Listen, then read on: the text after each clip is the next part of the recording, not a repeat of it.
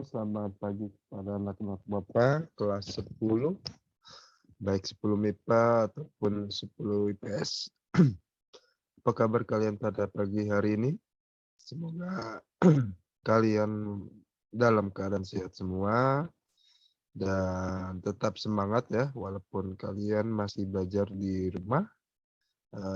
Dan juga jangan lupa untuk mempersiapkan diri kalian untuk menghadapi penilaian tengah semester di minggu yang akan datang. Baik, Bapak kali ini akan membahas lanjutan materi kita, yaitu tentang sistem pembayaran. Ya, masih di bab yang sama, tapi kita sudah masuk ke dalam sistem pembayaran. Baik, tolong simak baik-baik penjelasan dari Bapak. Sebentar akan Bapak tampilkan slide-nya terlebih dahulu. Oke.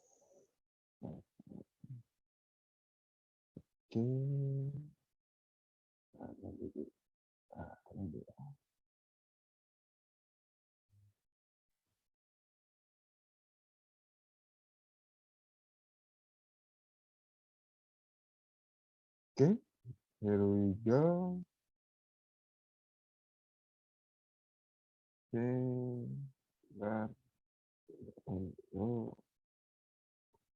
Oke, jadi kita masuk harus oke, ini dia ya. Kita masuk ke dalam bab 7 dalam subtemanya sistem pembayaran di Indonesia. Ya, kenapa sih kita harus belajar ini ya? Supaya kalian tahu ya, tahu pengertian dari sistem pembayaran itu, lalu juga kalian mampu membedakan komponen terbentuknya sistem pembayaran, lalu yang terakhir kalian mampu memahami prinsip-prinsip dan jenis dari sistem pembayaran. Nah, untuk lebih dalam lagi, Bapak akan membukanya dengan evolusinya ya, sejarah perkembangan dari sistem pembayaran sendiri ya. Dulu ya, pada zaman prasejarah ya. Nah, kita mulai dari zaman prasejarah ya. Itu hanya dikenal sistem pembayarannya itu hanya barter ya. Hanya barter ya, yaitu kebutuhan Bapak yang Bapak inginkan harus sesuai dengan kebutuhan orang ya. Nah, apa yang Bapak tukar gitu ya. Lalu di tahun 10.000 kurang lebih 10.000 sebelum Masehi ya, di daerah Mesopotamia, daerah mana itu Mesopotamia, Pak? Itu daerah sekitaran Turki, lalu di Asia Tengah ya. Nah, di situ di daerah Mesopotamia. Nah, itu sudah ada namanya mengenal uang komoditas ya. Memang hanya dipakai untuk beberapa negara saja pada waktu itu ya. Di daerah khususnya untuk daerah Mesopotamia. Lalu juga ada uang kerang ya, di tahun 1200 sebelum Masehi ya. Itu hanya dipakai untuk negara-negara tertentu di daerah Pasifik ya. Negara yang di daerah Pasifik. Nah, lalu di sekitaran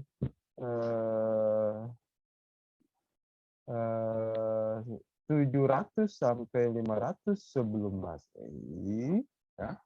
700 sampai 500 sebelum Masehi dikenallah uang logam di negara Tiongkok dan India ya.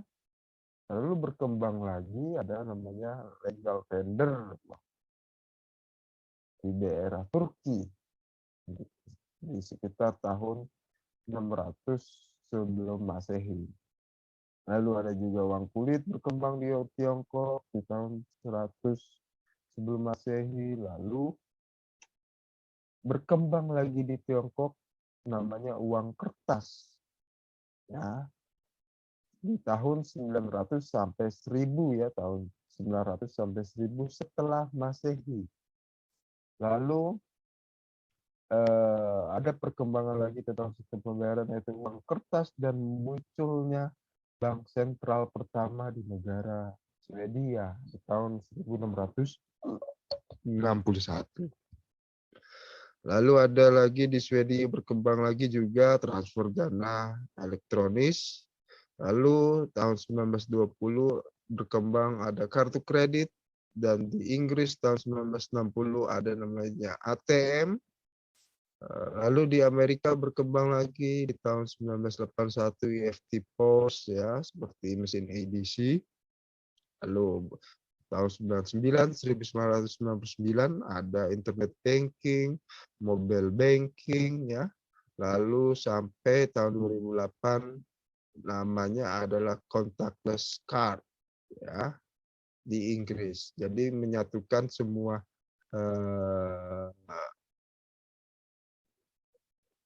semua kartu di dalam satu kartu ya. Nah, misalkan satu kartu itu memuat KTP,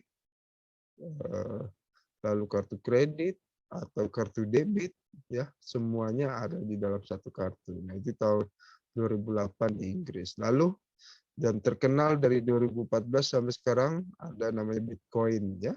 Nah, itu dimulai dikenal dari Amerika. Ya, itulah kurang lebih sedikit evolusi ya sejarah sistem pembayaran ini yang ada di dunia. Nah, jadi apa sih Pak itu sistem pembayaran? Ya, kalau Bapak tanya apa itu sistem pembayaran, mungkin kalian akan membalik kembali pertanyaan Bapak. Ya, baik. Jadi sistem pembayaran itu, ya, kalau dilihat dari Undang-Undang Bank Indonesia Nomor 23 Tahun 1999, bahwa sistem pembayaran adalah sistem yang mencakup seperangkat aturan, lembaga, dan mekanisme yang digunakan untuk melakukan transfer dana untuk memenuhi kewajiban yang timbul dari kegiatan ekonomi. Ya, jadi inilah pengertian dari sistem pembayaran menurut undang-undang.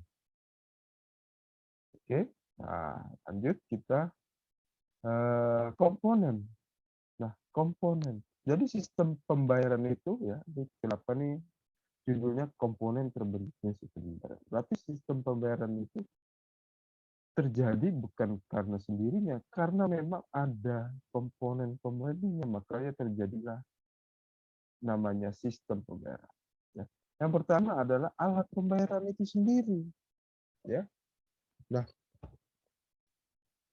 seperti yang Bapak bilang tadi dari sejarah kan, bahwa dari prasejarah barter masuk ke dalam uang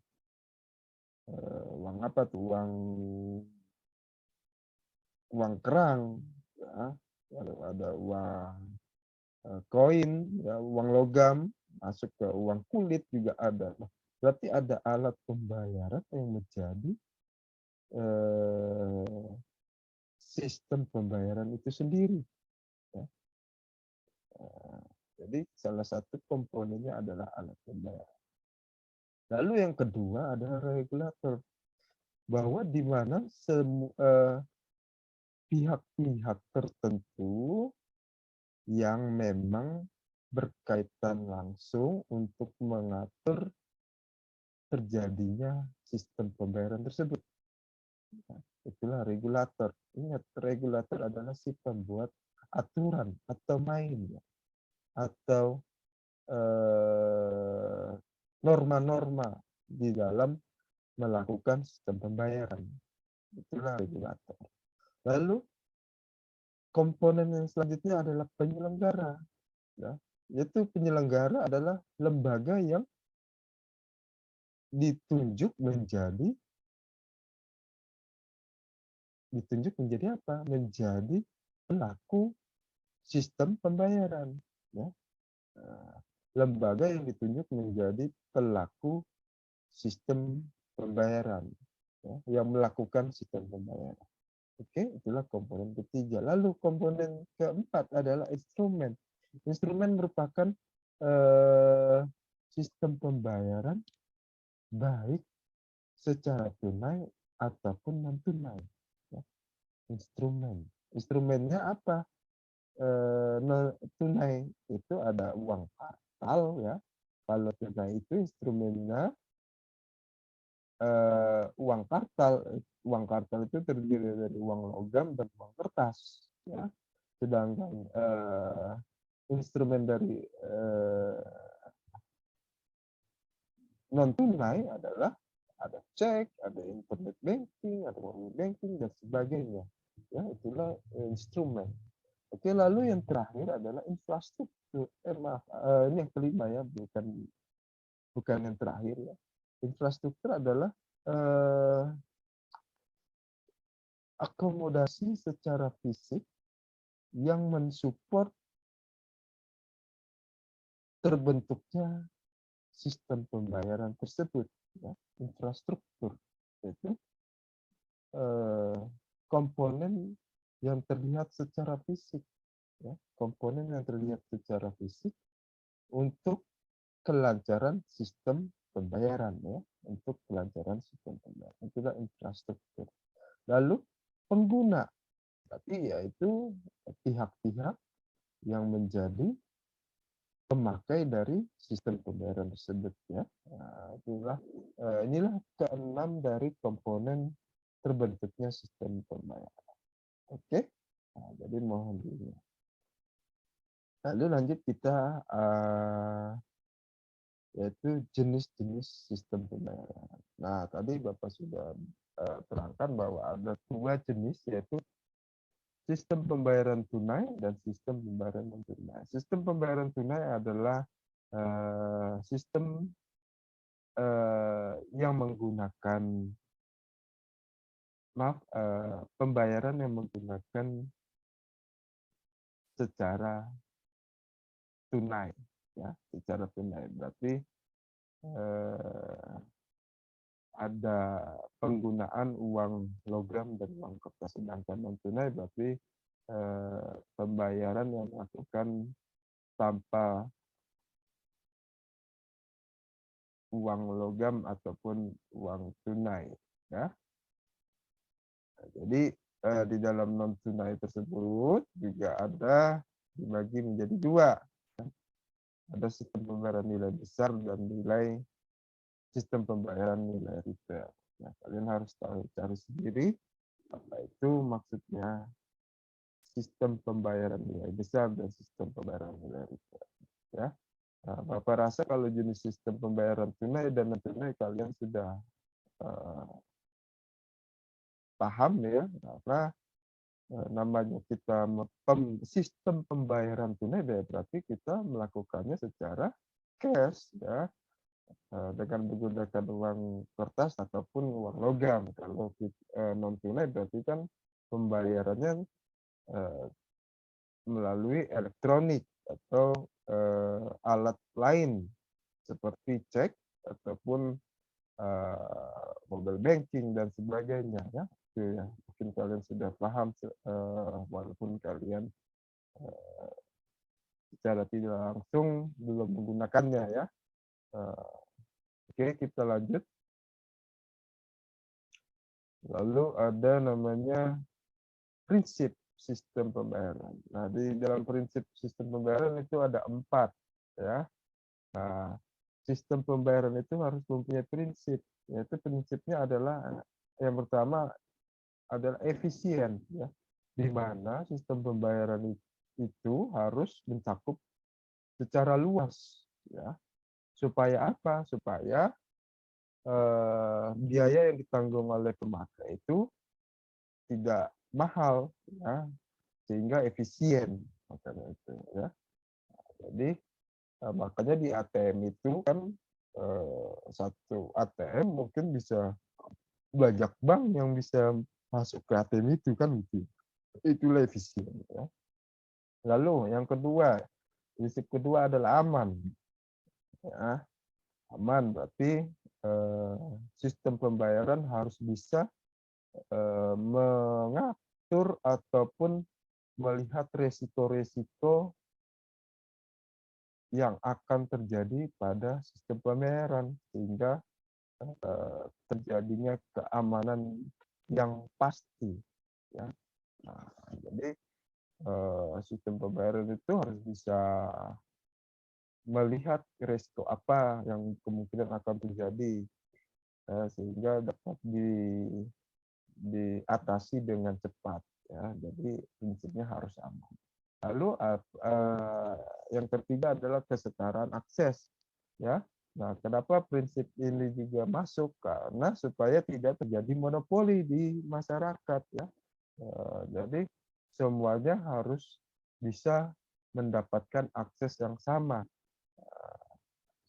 Lalu yang terakhir adalah perlindungan konsumen. Prinsip ini ya termasuk dalam sistem pembayaran karena memang